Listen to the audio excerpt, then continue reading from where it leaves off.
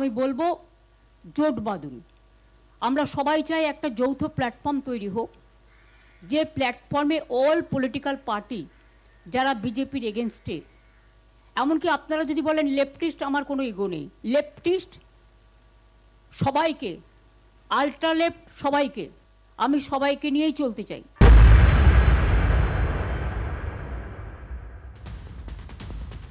নমস্কার, আমি ঠোঁটকাটা, আমি রাজা চট্টোপাধ্যায়। প্রতিদিনের মতো যথারীতি আমি হাজির, আপনাদের প্রত্যেককে TV9 বাংলার প্রাইম টাইমে স্বাগত জানাই।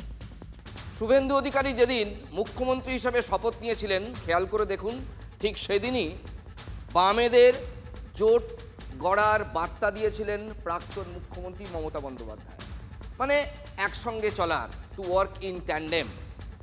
যে বামেদের হারিয়ে মুখ্যমন্ত্রী হয়েছিলেন মমতা বন্দ্যোপাধ্যায়, তাদের সঙ্গে নিয়েই বিজেপির বিরুদ্ধে লড়াই করার বার্তা বিজেপির কাছে হেরে যাওয়ার পর কে বার্তা দিয়েছিলেন শোনালাম, স্বয়ং মমতা বন্দ্যোপাধ্যায়। কিন্তু সেদিন তৃণমূল নেত্রীর ওই মন্তব্যের জল বা জের বেশি দূর গড়ায়নি।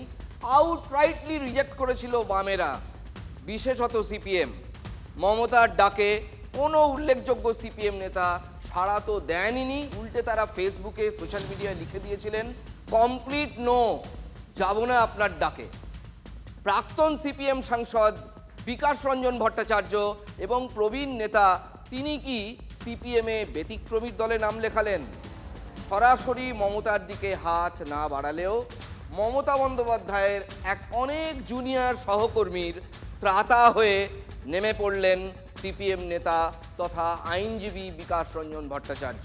রাজনীতির মঞ্চের কথা বলছি না, হাইকোর্টে নামলেন, আদালতে দাঁড়ালেন তার পাশে, ব্রাদার তাঁদের পাশে রাজারহাট গোপালপুরের প্রাক্তন বিধায়ক অদিতি মুন্সি এবং তার হাজব্যান্ড, তার স্বামী দেবরাজ চক্রবর্তীর বিরুদ্ধে কলকাতা হাইকোর্টে মামলা চলছে।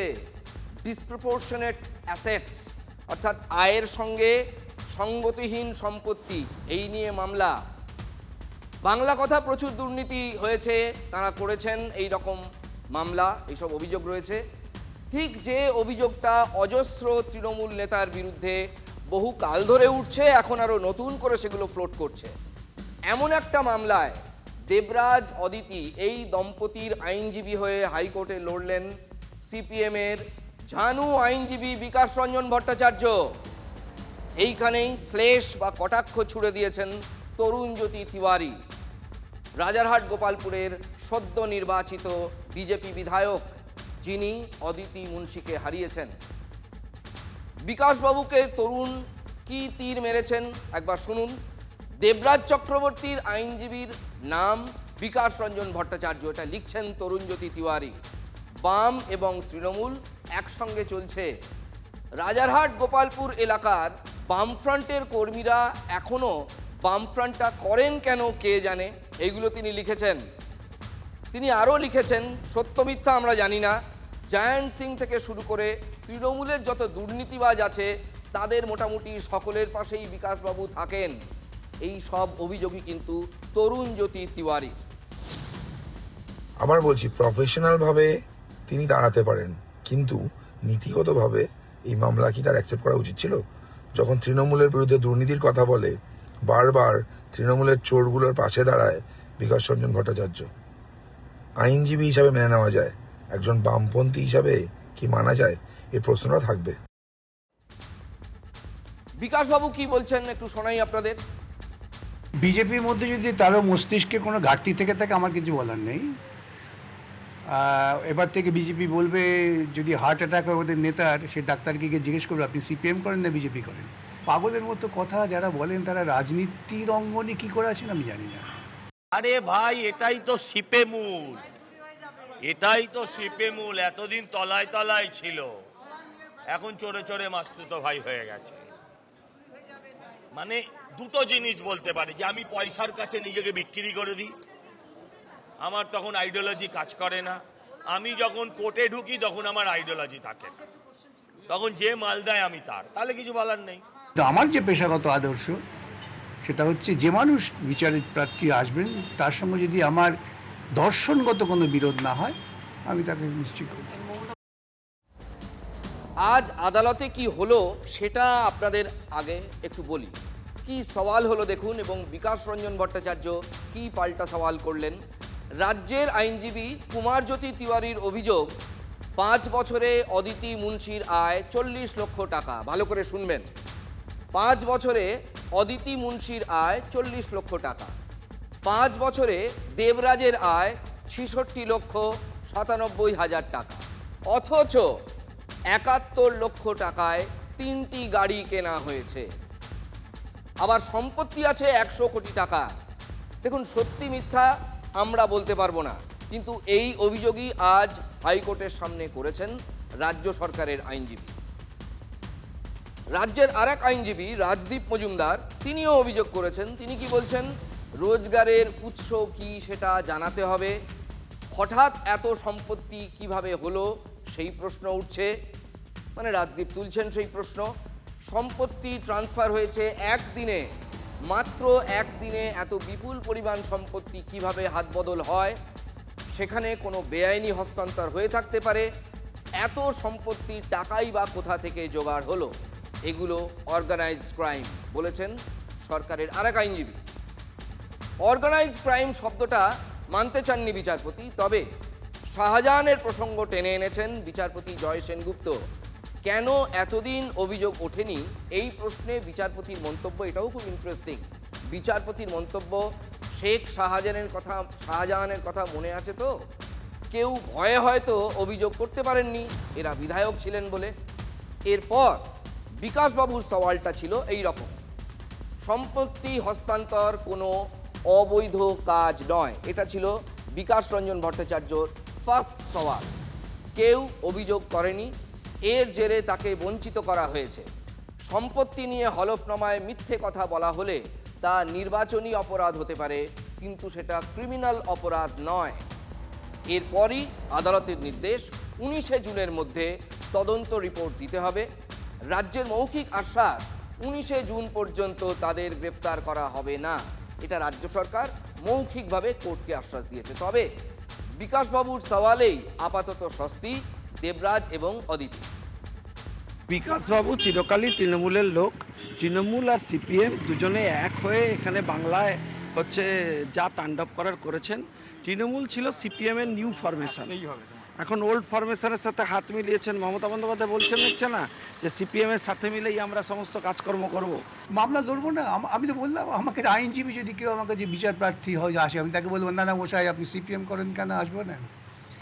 ওই যে বললাম, এবার থেকে বিজেপি নেতাদের বলবেন তারা যখন চিকিৎসার জন্য যাবেন, খোঁজ করে দেখবেন সেই ডাক্তারটা সিপিএম কিনা, বা সে কোনো সময় ছাত্র আন্দোলন করেছিল কিনা, খোঁজ করে দেখতে পারবেন। এটা তো ডাক্তারের চিকিৎসা নয়, এটা তো ডাক্তারের চিকিৎসা নয় যে সবার কাছে চিকিৎসা করব। বাইরে যাকে চোর বলবো, তোমার দলের কর্মীরা যাকে চোর বলেছে, আজকে তুমি তাদের হয়ে দাঁড়াচ্ছ, এটা ওদের পুরনো স্বভাব। এদেরই দলের কর্মী চন্দন দাস, হরগোবিন্দ দাস মরে যাবার পর এই খুনিদের হয়ে এদের দলের নেতারা কোর্টে দাঁড়িয়ে পড়ে, তখন বলে ওটা প্রফেশন। অভিষেক মমতা তারা সরাসরি দুর্নীতির সঙ্গে যুক্ত, তারা বিজেপির নেতৃত্বেই প্রত্যক্ষ পরোক্ষ পরিচালনায় দুর্নীতি করেছেন, তারা রাজনৈতিকভাবে চিহ্নিত দুর্নীতি করেছেন। এগুলো তো সব চেলা চুনোপুটি। আইনজীবী কৌস্তব বাগচির বক্তব্য আপনাদের শোনাবো। কৌস্তব যখন কংগ্রেসে ছিলেন সেই সময় পি চিদাম্বরম তৃণমূলের হয়ে মামলা লড়তে আসেন হাইকোর্টে। চিদাম্বরমের সামনেই বিক্ষোভ দেখান কৌস্তব। পরে কৌস্তব কংগ্রেস ছেড়ে বিজেপিতে চলে যান। কপিল সিব্বল, অভিষেক মনু সিংভির ভূমিকা নিয়ে বারবার আক্ষেপ করেছেন কৌস্তব। এমনকি আমি নিজে কভার করেছি দিনের পর দিন, অধীর রঞ্জন চৌধুরীর লোকজন কপিল সিব্বল এবং বিশেষত অভিষেক মনু সিংভি একটা বিরাট ধামসা কালো গাড়িতে আমি দেখেছিলাম এয়ারপোর্টে, চারিদিকে ঘুরপাক খেতে খেতে কংগ্রেসের লোকজন তার নামে, মানে সে প্রায় গালিগালাজের স্তর বলবো না, কিন্তু আপনি go back mister Singhvi, go back mister Singhvi. প্রদেশ কংগ্রেসের লোকজন বিক্ষোভ দেখিয়েছিলেন তাদের বিরুদ্ধে, কারণ তারা মমতার হয়ে গুরুত্বপূর্ণ মামলাগুলো লড়তেন, আর এদিকে অধীর রঞ্জন চৌধুরীরা মমতার বিরুদ্ধে এখানে লড়াই করতেন। একজন অ্যাডভোকেট যে কারুর মামলা করতে পারে, একটা খুনি, একটা ধর্ষণকারী, সকলকে রিপ্রেজেন্ট করার অধিকার, সবার রিপ্রেজেন্টেটিভ হওয়ার অধিকার আছে। এবং সেটা করতে পারে, কিন্তু রাজনৈতিক দৃষ্টিভঙ্গি থেকে যদি দেখেন, বিকাশবাবু এগুলো করে আলটিমেটলি তার হয়তো ওকালতির যে পেশার জায়গা থেকে তিনি ঠিক থাকছেন, কিন্তু রাজনৈতিক ব্যক্তিত্ব বিকাশ ভট্টাচার্যের আমার মনে হয় কোথাও জনমানসে তার একটা প্রভাব তো পড়বেই। অন্য কারুর কথা নাই বা ভাবুন, নিজেদের দলের লোকেদের সেন্টিমেন্টের কথাগুলোকে তো গুরুত্ব দিতে পারতেন। আইনজীবী কল্যাণ বন্দ্যোপাধ্যায় তিনি আবার বিকাশ রঞ্জন ভট্টাচার্যকে নিশানা করেছেন। কল্যাণবাবুর নিশানায় অদিতি দেবরাজের আইনজীবী বিকাশ রঞ্জন ভট্টাচার্য। নাম না করে বিকাশবাবুকে তীব্র আক্রমণ কল্যাণের। 32,000 প্রাথমিক শিক্ষকের চাকরি বাতিলের মামলা, দুর্নীতির জন্য চাকরি বাতিল হয় 32,000 শিক্ষকের। সেই মামলা যিনি লড়েন তিনি দুর্নীতির পক্ষে মামলা লড়ছেন এখন, বলছেন কল্যাণ বন্দ্যোপাধ্যায়। বিকাশ রঞ্জন ভট্টাচার্যকে অ্যাটাক করে প্রাক্তন তৃণমূল বিধায়কের বিরুদ্ধে দুর্নীতির গুরুতর অভিযোগ, তার স্বামীর বিরুদ্ধেও দুর্নীতির গুরুতর অভিযোগ, সেই মামলা লড়ছেন ওই একই ব্যক্তি, মানে বিকাশবাবু। বোঝাই যাচ্ছে পেশাগত দায় সবসময় ঢাল হতে পারে না। সোশ্যাল মিডিয়ায় পোস্ট করেছেন কল্যাণ বন্দ্যোপাধ্যায়। দেশের প্রধানমন্ত্রীর সঙ্গে বৈঠক করলেন মুখ্যমন্ত্রী শুভেন্দু অধিকারী। মুখ্যমন্ত্রী হওয়ার পর, মানে সেই সাক্ষাৎ শপথ পর্বের পর এই প্রথমবার মোদি সাক্ষাতে শুভেন্দু অধিকারী। রাজ্যের উন্নয়ন নিয়ে প্রধানমন্ত্রী এবং মুখ্যমন্ত্রীর মধ্যে কথা হয়েছে। প্রধানমন্ত্রীর সঙ্গে আলোচনা অত্যন্ত ফলপ্রসূ হয়েছে। বাংলায় অর্থনৈতিক উন্নয়ন, শিল্পোন্নয়ন, কর্মসংস্থান তৈরিতে সহযোগিতার আশ্বাস দিয়েছেন প্রধানমন্ত্রী। বাংলায় সুশাসন প্রতিষ্ঠায় সব রকম সাহায্য করবে কেন্দ্র। প্রধানমন্ত্রীর সঙ্গে বৈঠকের পর জানিয়েছেন মুখ্যমন্ত্রী। প্রধানমন্ত্রীকে বঙ্কিমচন্দ্রের ছবি উপহার দিয়েছেন মুখ্যমন্ত্রী। তৃণমূলের সঙ্গে দূরত্ব বা ব্যবধান আরও বাড়িয়ে নিলেন দেবলীনা বিশ্বাস। দলের বিরুদ্ধে অন্যায় চাপ তৈরির অভিযোগ তৃণমূল কাউন্সিলরের। চাপ মানবেন না বলেই বৈঠকে যাচ্ছেন না, পরিষ্কার জানিয়ে দিলেন 9 নম্বর বড়োর প্রাক্তন চেয়ারপারসন দেবলীনা বিশ্বাস। আজ তিনি কালীঘাটের বৈঠকেও যাননি, পুরসভাতেও যাননি। দেবলীনা বিশ্বাসের সঙ্গে কি তৃণমূল কংগ্রেসের সম্পর্ক একেবারে ছিন্ন হচ্ছে? দেখুন, আমি তো আবার আপনাকে বলছি, আমি মানসিকভাবে সত্যি এই জিনিসটা নেওয়ার জন্য প্রস্তুত ছিলাম না, কিন্তু যেভাবে জোর করে চাপানো হচ্ছিল, একটা প্রেশার, ফোর্সিবলি একটা মানুষকে প্রেশার দেওয়া, সেই জায়গাটা থেকে আমি সরে এসেছি। আবারও বলছি, লোকে হয়তো অন্য চিন্তা ভাবনা করতে পারে বা বলতে পারে এখন দলের খারাপ ফলের জন্য হয়তো সরে আসছি, কিন্তু ঘটনাটা একদম সেটা নয়। এবং সেই জায়গায় নতুন যদি দল কাউকে বসায়, সেটা অলওয়েজ ওয়েলকাম। আর আমার চিঠিটা তার মানে অ্যাকসেপ্ট হয়েছে, এটাও আমার ভালো লাগলো। আর প্রথম প্রশ্নটা করি আরেকবার, যে আজকে আপনি পুরসভাতেও গেলেন না, দলের বৈঠকেও গেলেন না, এটা কি বার্তা? না, আমি মানসিকভাবে প্রস্তুত নই এই মিটিংগুলোতে, তাই জন্য আমি যাইনি। কারণ একটা জিনিস সদ্য ঘটেছে আমার ওপর দিয়ে গেছে যে ঝড়টা, সেই জায়গাটাতে হঠাৎ করে আজকে মিটিং ডাকলো মানে আমি চলে যাব সেটাও নয়।